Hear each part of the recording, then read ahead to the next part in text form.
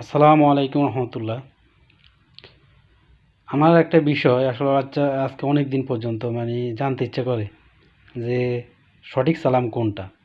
আমরা সবাই জানি যে সঠিক সালাম হলো আসসালামু আলাইকুম রহমতুল্লাহ। যদি পুরাটা না বলতে পারি, অন্তত আসসালামু আলাইকুম এই পর্যন্ত অন্তত বলতে হবে। আর সালাম আলাইকা বা সালাম আলাইকুম এটা কোনো সঠিক সালাম নয়। এটা আমাদের দেশের যত দল বলেন, সুন্নি, ওয়াহাবি, আহলে হাদিস যাই বলেন, সবাই একমত যে সঠিক সালাম হলো আসসালামু আলাইকুম বা আসসালামু আলাইকুম রহমতুল্লাহ। কিন্তু আমার একটা প্রশ্ন, হয়তো আমার এই ভিডিওটা তারা মানে নেগেটিভভাবে নেবে না কীভাবে নেবে, এটা তাদের ব্যাপার। তো আমার এটা মানে জানতে চাওয়া যে যারা দাঁড়িয়ে নবীকে সালাম জানায় বা সালাম দেয়, তারা তো দাঁড়িয়ে এটাই বলে যে ইয়া নবী সালাম আলাইকা। তো আমার জানার প্রশ্ন হলো যে সালামের সঠিক উত্তর যদি হয় যে